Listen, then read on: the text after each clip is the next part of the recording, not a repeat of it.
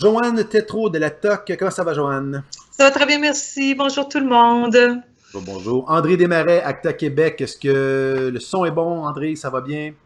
Pour moi, le son est bon. J'espère que pour les autres aussi. Ah oui, je Bonjour t'entends. à tout le monde. T'entends bien, super. Et Moscou Côté de l'AAVQ. Bonjour, Moscou. Bonjour tout le monde. Alors, on voit déjà là, beaucoup de commentaires au sujet des crédits voyage. On savait, que c'est un sujet qui est toujours chaud, hein? Il y en a qui sont pour, il y en a qui sont contre. Et puis, déjà, tiens, lançons la discussion.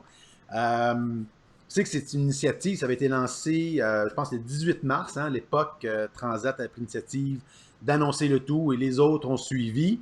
Euh, Brièvement, là, pourquoi on offre des crédits plutôt que de simplement rembourser les clients? Je vais commencer par vous, Joanne, là, pour me donner peut-être un peu votre historique sur ce sujet-là.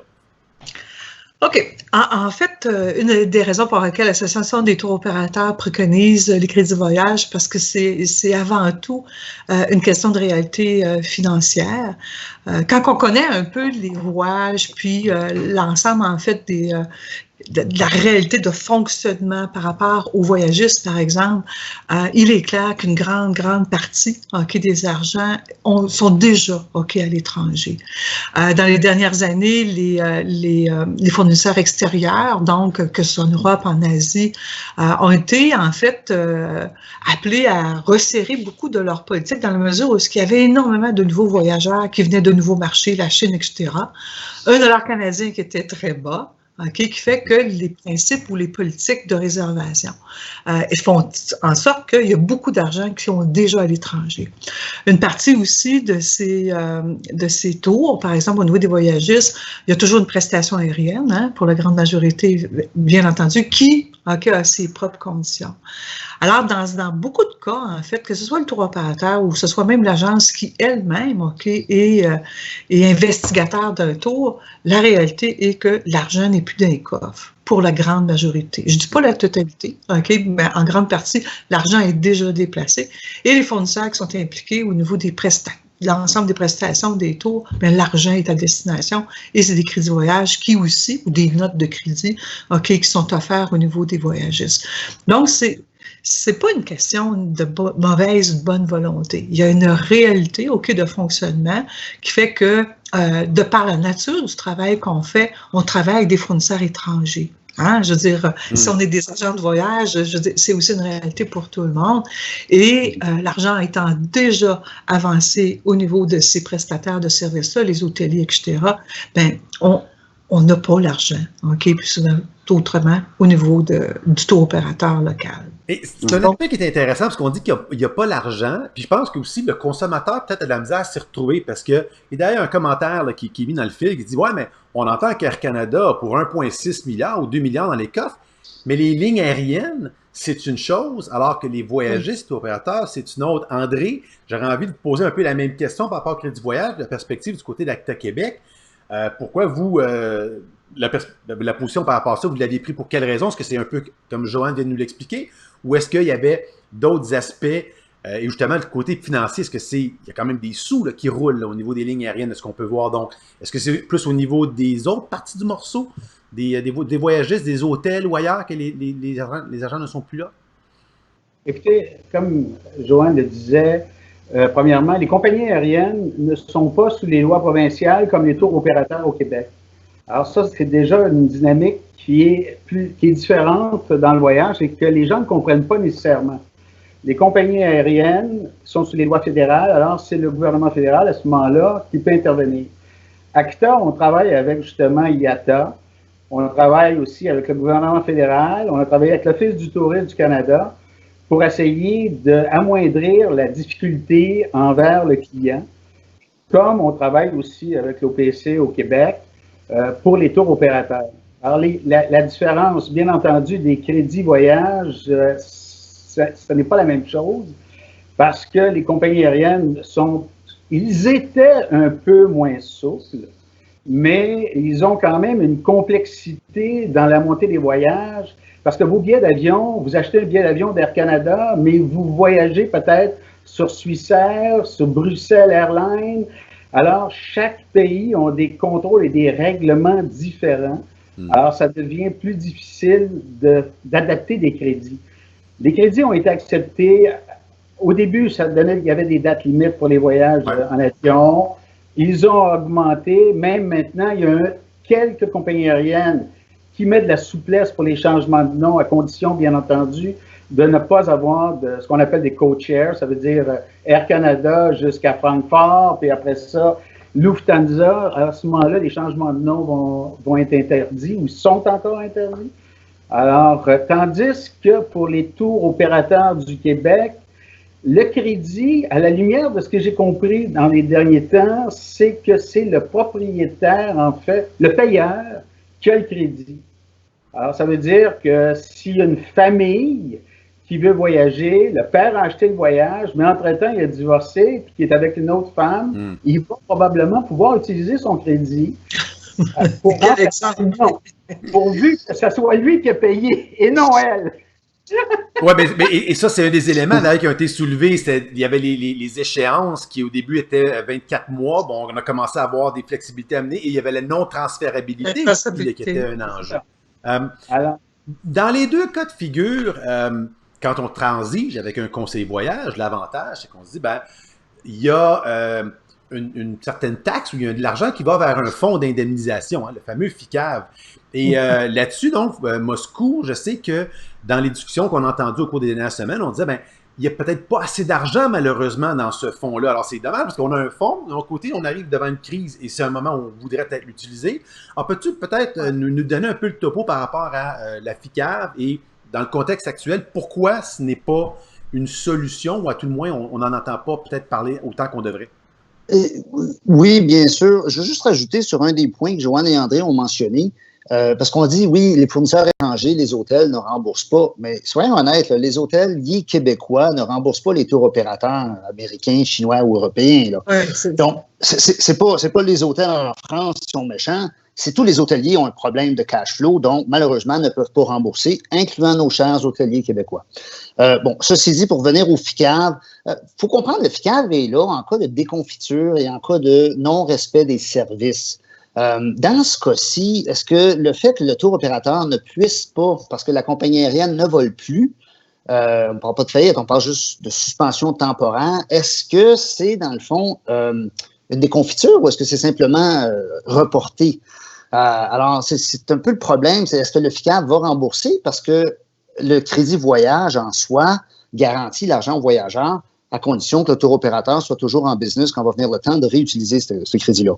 Mais nonobstant ça, la raison, Frédéric, c'est que, bon, juillet, c'est plus tranquille, là, mais si on regarde, là, avril, c'était des mois d'environ 250-300 millions, il y en a eu deux, donc du 15 mars à peu près jusqu'au 15 mai. Donc, on parle d'un demi-milliard, 500 millions de ventes, et si tous ces gens-là s'adressaient au FICAV, le FICAV, la loi, la façon qu'elle est écrite, il y avait comme 125 millions et on droit à 60 de tout ça par événement. Il y avait 125 millions au 1er janvier. Donc, c'est 75 millions, là, les chiffres exacts, c'est autour de ça. Donc, c'est bien sûr que si tu as 500 millions de réclamations sur un fonds de 75 millions, ben, tout le monde va avoir 15 cents dans la pièce.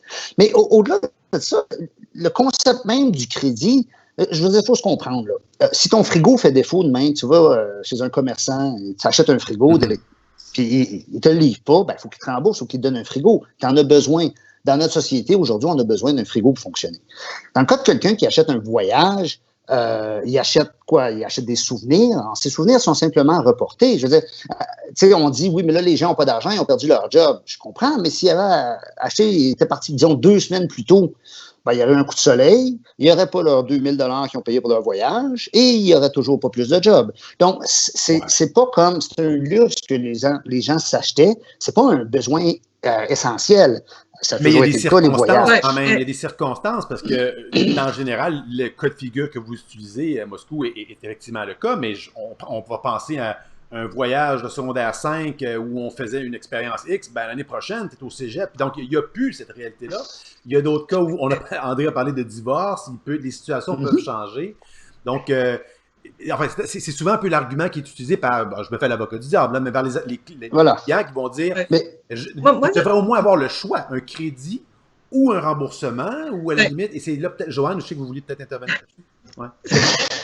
Oui, je n'avais pas fini. Okay, on va revenir, Moscou, on va revenir. Ben, en fait, c'est là où est-ce que une des propositions qui a été faite, c'est effectivement être capable de pouvoir supporter, au niveau des consommateurs, tant les crédits voyage, qu'un remboursement possible au FICAV.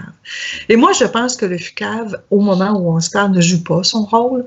Il y a effectivement une réalité là où il y a un service qui n'a pas été rendu. Et même si aujourd'hui, parce que tu as tellement raison en disant qu'on n'a pas entendu parler du FICAV, je pense que ce dernier n'a pas été suffisamment interpellé, dans le cadre de cette crise-là. Il a été fait là, sur une base personnelle, l'ACTA l'a vécu, puis nous. Mais il y a aussi, il ne faut pas oublier, il y a peut-être effectivement des fonds qui sont limités, mais il y a un pouvoir d'emprunt, ce FICAV-là. Et ce pouvoir d'emprunt-là, il est dans les règlements.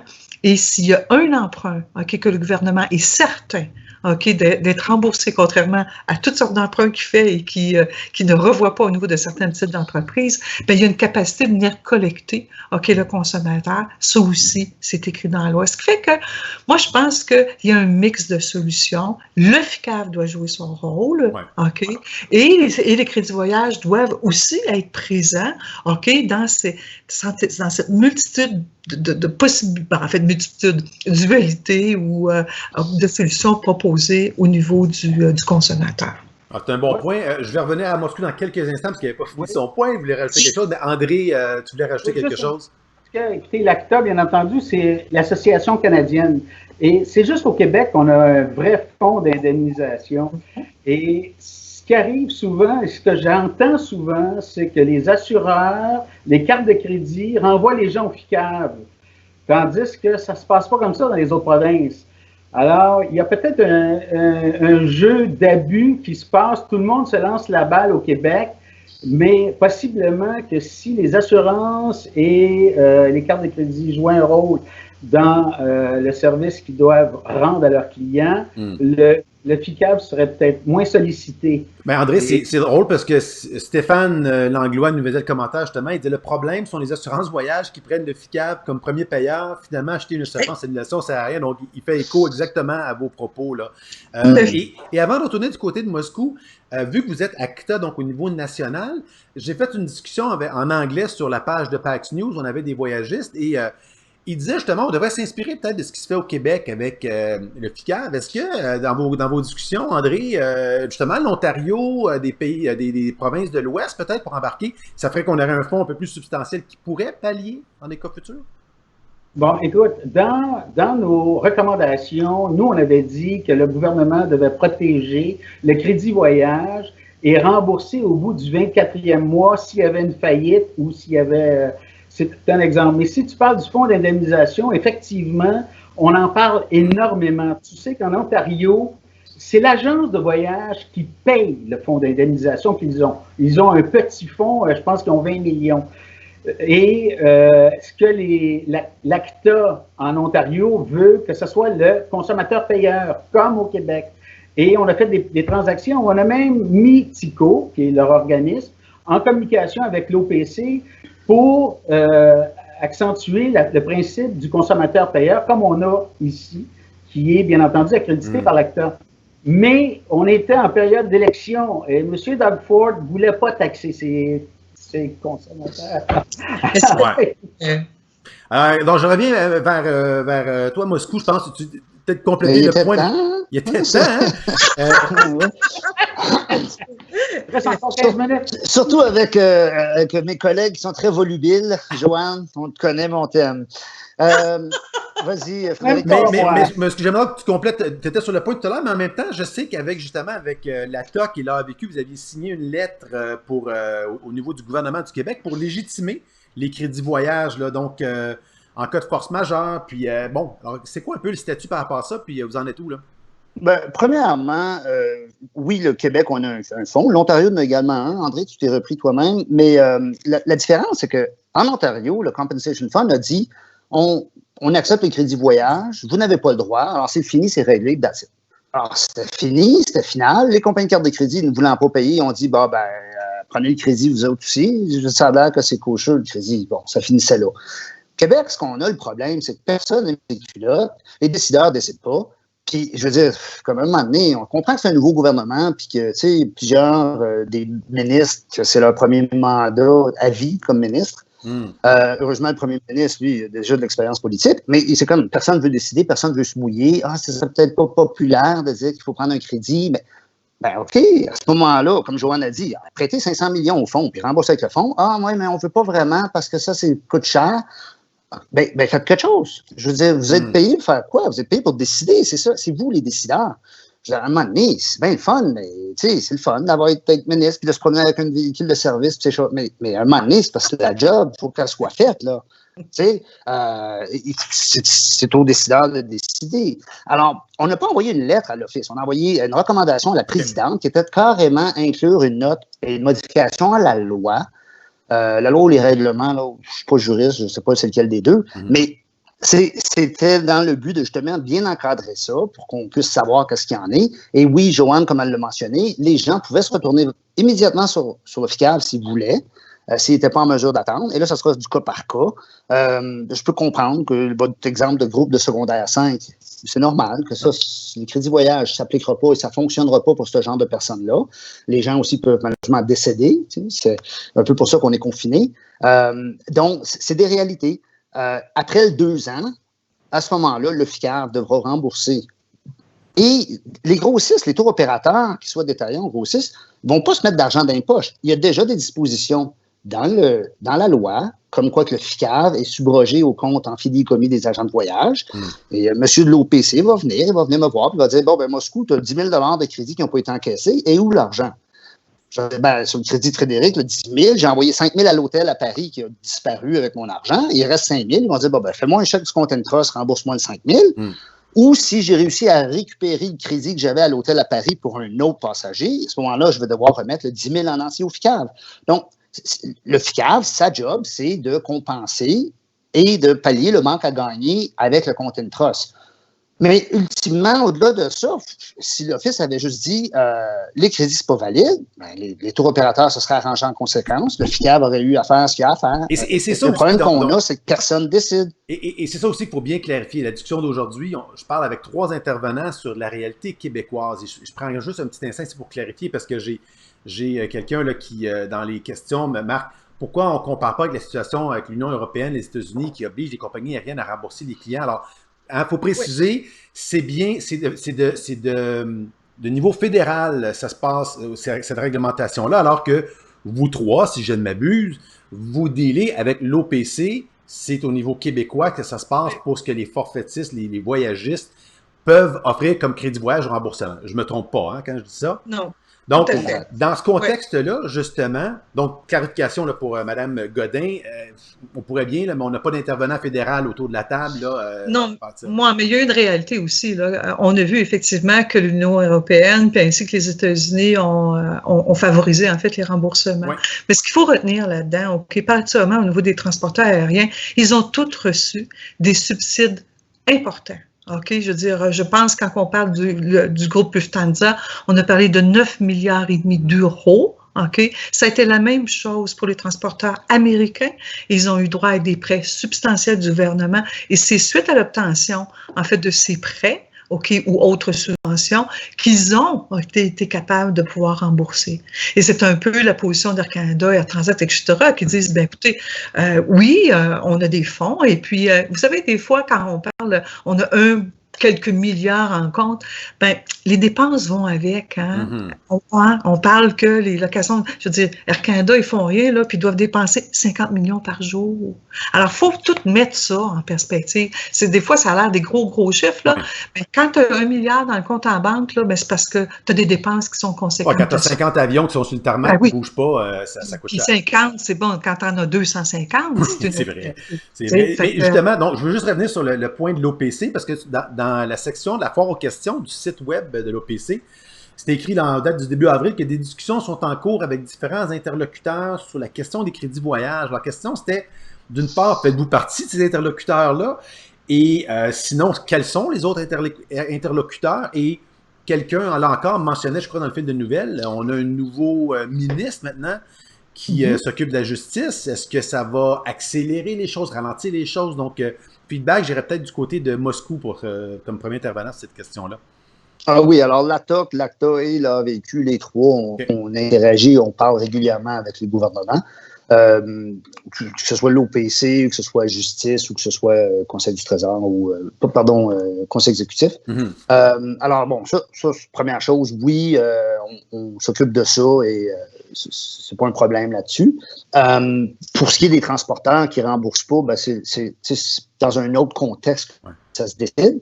Mais Joanne a raison qu'ils ont reçu beaucoup de subventions par rapport à ça. Mais justement, et comme c'est peut-être plus à un niveau fédéral que ça se passe, André, est-ce qu'au niveau d'ACTA, vous avez un peu la même perspective par rapport au crédit voyage là, que ce que nous dit la TOC et l'AVQ aujourd'hui? Est-ce que la position est peut-être un peu différente ou, je ne vais pas dire nuancée, mais peut-être avec des...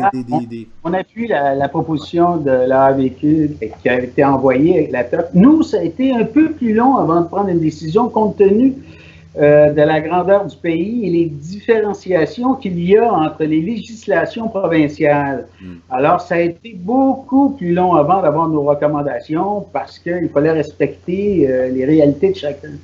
Mais nous aussi, nous avons fait des interventions autant au fédéral qu'au provincial avec nos recommandations qui ont été publiées d'ailleurs.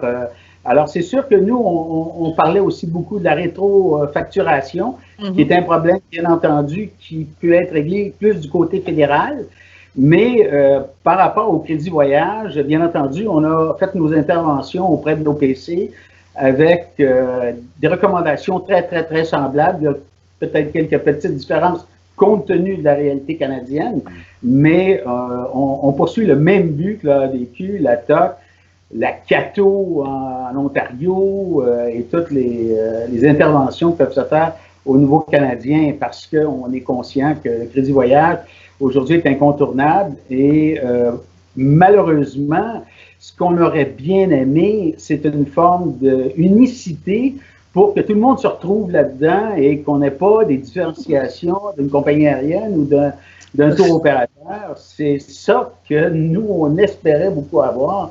Malheureusement, ce sont des entreprises qui sont personnalisées et qui décident eux-mêmes à l'intérieur de leur administration, ce qui donne des maux de tête souvent aux agents de voyage. Et il n'y a pas de voie commune, essentiellement, à ce qu'on entend. Il n'y a pas de législation commune, alors il ne pourra pas y avoir de voie commune.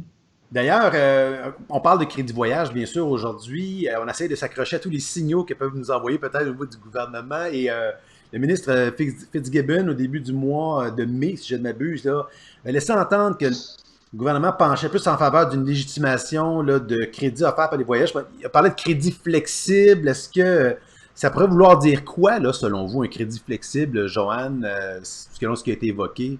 Ben, en fait, quand tu regardes par rapport à l'ensemble tous les groupes, les groupes de défense des consommateurs, les groupes issus de l'industrie, on parle souvent de transférabilité, donc d'être capable que quelqu'un d'autre puisse utiliser, de ne pas mettre de limites dans le temps, qui permettant aux consommateurs qui peuvent vivre aujourd'hui une réalité économique qui va s'améliorer d'ici X nombre d'années.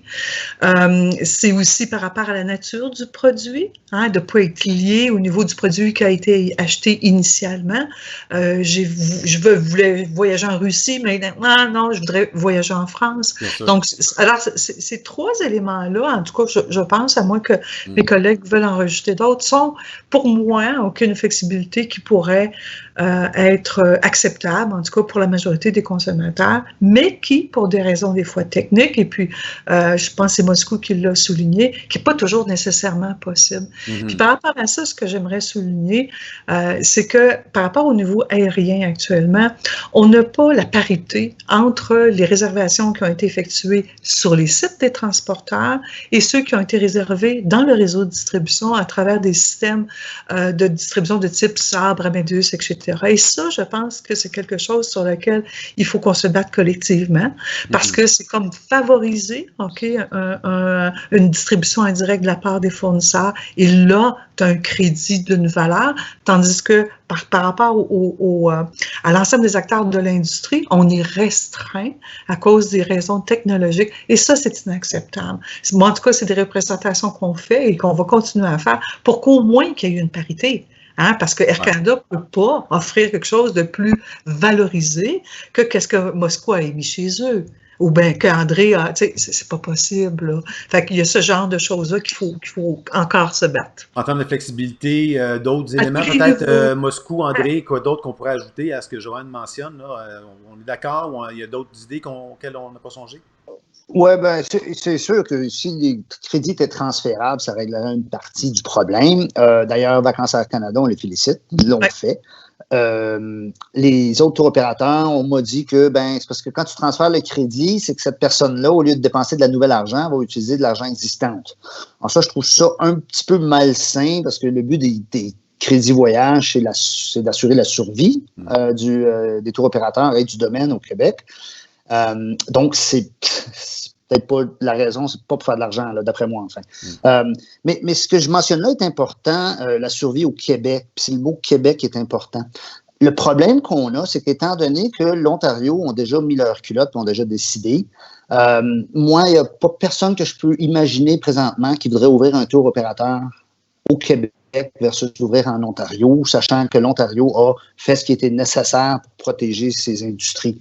Puis à un moment donné, ça c'est important aussi, là, parce que même si on assure la survie, le fait qu'on n'ait pas pris de position sur le crédit voyage, parce qu'on dit, bon, c'est pas grave, là, ça va se régler tout seul, dans le fond, là, les gens vont finir par le prendre avant qu'on ait obligé d'être impopulaire auprès du public. Ça envoie quand même un message que business is spoken in Ontario, pas au Québec. Puis c'est plate de dire ça le lendemain de la Saint-Jean, mais ça n'envoie pas un bon signal. On ne protège pas des industries. Comme je disais, sur un voyage à l'étranger de 1 500 $, il y a environ 500, 560 $ qui va à l'étranger. 1 000 $ reste ici chez les transporteurs. Il y a aussi de l'argent qui va chez le tour opérateur qui paye ses salaires, ses loyers. Il y a aussi de l'argent qui va chez l'agent de voyage qui paye ses salaires, ses loyers. Donc, ça fait rouler l'économie ici. Et Joanne, après, tu avais parlé du réciprocité. Vas-y, je te laisse. Au niveau aérien, ce qui est important à retenir là-dedans, c'est que sur un vol, un Montréal-Paris, Paris-Montréal, il y a 60% à peu près là, de la vente de l'appareil qui va se faire à l'origine, donc Montréal, et 40% Paris vers Montréal. Ce qui fait qu'on a besoin des deux marchés, OK, pour que, effectivement, cette fréquence-là puisse exister. Sinon, ça ne serait pas viable. Hein? Ça prend les deux. Alors, on fait venir autant de personnes qu'on en fait voyager à l'extérieur. C'est très important parce qu'on a une structure administrative du voyage, qu'on parle de l'agence, qu'on parle du tour opérateur, des assurances et tout, des compagnies aériennes. Il y a énormément de gens impliqués dans le voyage et ça fait partie de la réalité du Québec du tourisme. Oui.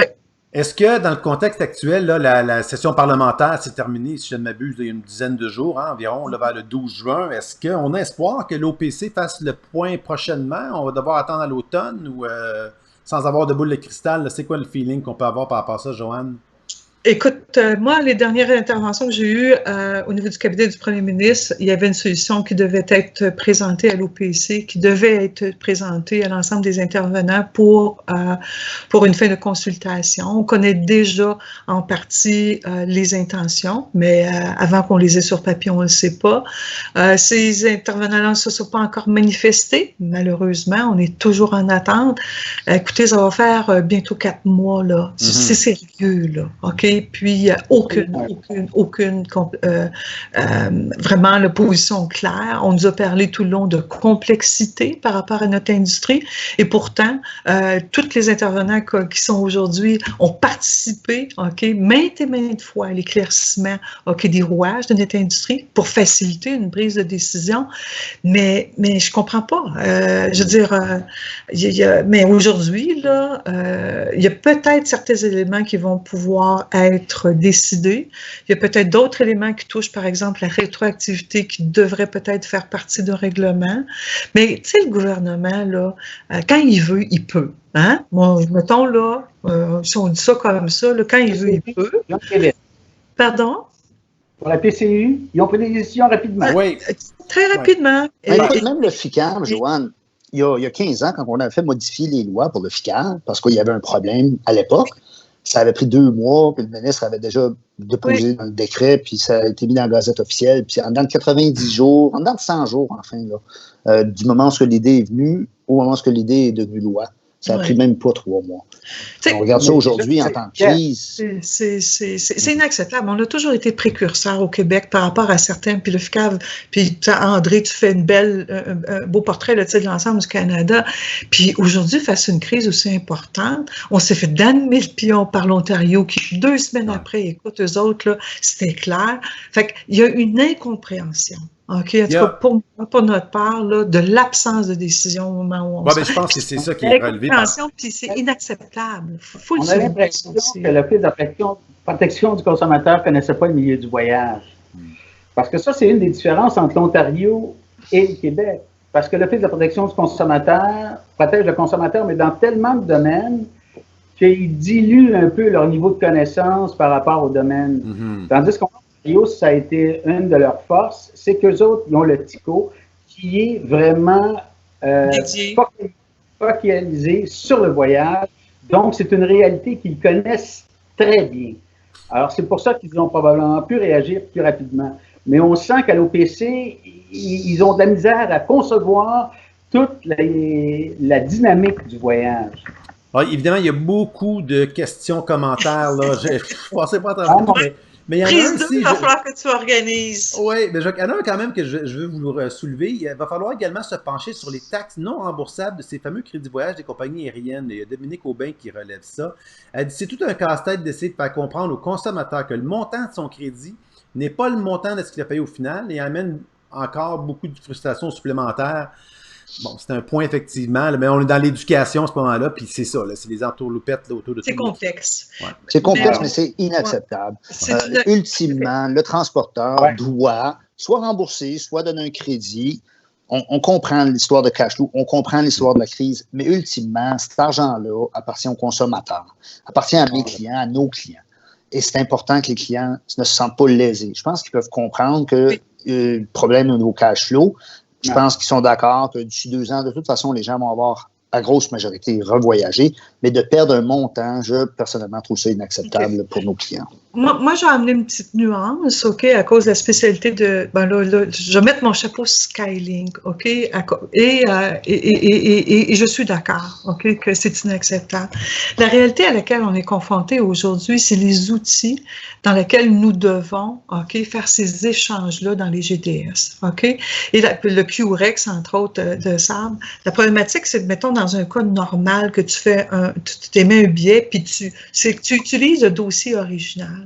Si la nouvelle réservation vient s'appliquer, les réalités techniques à laquelle on est confronté aujourd'hui, c'est que si une taxe n'est pas présente dans le nouveau billet, il ne te remboursera pas cette taxe-là, etc., etc. Alors, ça amène effectivement beaucoup d'injustices. Et c'est pour ça que, en tout cas, nous, les représentations qu'on fait, c'est d'essayer de dire, quand je parlais de parité tantôt, avec ce que Air Canada offre, par exemple, c'est d'offrir une valeur et de ne pas nous obliger à retourner au dossier original dans lequel on est pris dans un carcan technologique qui fait que ne reconnaît pas les taxes de l'autre. Puis c'est pas parce que c'est pas une mauvaise volonté, là. C'est de la façon que les systèmes ont été créés. Mais il y a d'autres manières, Joanne. Tu sais, le transporteur pourrait simplement donner un crédit sur sa carte UATP au consommateur. Et après ça devient du cash. Puis quand il achète un billet, il passe ça sur sa carte UATP. Donc, il y a d'autres solutions qui existent. Oui, je sais, mais aujourd'hui...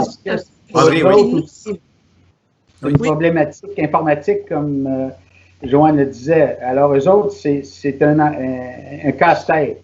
Alors, c'est pour ça qu'ils... Oui, mais la carte UATP, André, s'ils mettaient l'argent sur une carte UATP, c'est une carte de crédit, mais seulement valide chez Air Canada.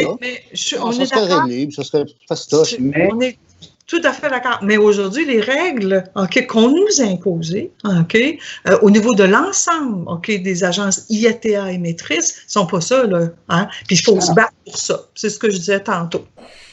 Messieurs, dames, on a largement dépassé le cap. Je vais faire un dernier tour parce que j'aimerais, s'il y a des éléments que vous n'avez pas abordés, que vous aimeriez en mot de fermeture, peut-être nous donner, ça serait le bon moment. André, j'ai vu que tu avais levé la main, donc à toi l'honneur de débuter ce dernier tour de piste. Ben, écoute, j'ai levé la main parce que je complétais ce qu'on disait, mais quand même, ça fait plaisir. Il y a un sujet qu'on n'a pas parlé, que l'ACTA se bat beaucoup, c'est la rétrofacturation. C'est les cartes de crédit qui remboursent leurs clients sans demander l'opinion ni à l'agence de voyage, ni au tour opérateur. Et très souvent, cette reprise d'argent se fait dans les comptes en fidéocommis des agences de voyage. Et ces agences de voyage-là avaient déjà probablement déboursé, et sûrement même déboursé pour ces clients-là. Mm-hmm. Alors, c'est un combat qui est très dur. Ça, je sais que l'ACTA, avec le ministère des Finances, discute énormément à ce niveau-là parce qu'avant de retirer l'argent, les autorisations devraient être demandées et des choses comme ça. Alors, ça ne paraît pas, mais c'est, même pour les compagnies aériennes, c'est quand même probablement un très gros morceau, mais même pour les tours opérateurs et pour les agences de voyage qui organisent leurs tours. Alors, ça, c'est un sujet qu'on n'a pas abordé, mais... Pour faire l'objet d'un autre Facebook Live, ah oui. effectivement. Oui, oui. Je pense que Joanne, elle a beaucoup à dire là-dessus. Bon, d'ailleurs, je pense, Joanne, mot de la fin du côté de la TOC là, par rapport au sujet d'aujourd'hui. Peut-être quelque chose qu'on n'a pas abordé ou que vous aimeriez. La seule chose que je peux dire, c'est qu'on va continuer à faire nos représentations, qu'on est extrêmement déçus de l'absence de décision malgré une urgence. Et c'est là où est-ce que c'est excessivement déplorable, dénonçable. Il y a une urgence. On a une menace de rétrofacturation. On a une multitude de prises de position prises par un ensemble de fournisseurs qui interviennent dans notre quotidien au niveau des prestations qu'on vend. Et on est aujourd'hui, comme tour opérateur, on n'a pas de réponse pour nos clients. Nos clients n'ont pas de réponse pour le consommateur. On se fait traiter de voleurs, on perd notre crédibilité. Et pourtant, quand on regarde l'ensemble des programmes gouvernementaux qui sont là pour la relance, hein, c'est ce que les gouvernements nous disent, voici les programmes de subvention, gardez vos chars. Et dans notre industrie, il n'y a pas de prise de position, on se fait ramasser de tous côtés. Où est-ce qu'elle est la relance pour nous autres? Oui, la question demeure entière. Moscou, mot de la fin. Écoutez, Joanne a bien ciblé le problème qu'on a, c'est le manque de décision. Personne n'est ici pour voler les clients. On est tous bien clairs de ça, parce que mon père me disait, si tu ne t'occupes pas de tes clients, ton compétiteur va le faire à ta place. C'est important là, que quelqu'un décide. On a un nouveau ministre, espérons qu'il se remettre les culottes puis nous revenir avec une réponse rapidement. C'est ce que j'espère. Eh bien voilà, c'est dit. Alors merci André Desmarais, Moscou Côté, Joanne Tétrault d'avoir été des nôtres. Désolé à tous ceux qui étaient de la mêlée. On était plusieurs, il y a eu des petits problèmes techniques. Mais on espère que vous aurez apprécié et trouvé ça utile, informatif. Alors merci beaucoup tout le monde. Bon début d'été, bon déconfinement. Et puis bonne poursuite à vous trois là, pour les revendications et l'avancement de vos dossiers. Ouais. Merci beaucoup. Merci à tous. Bye bye. Au revoir. Bye.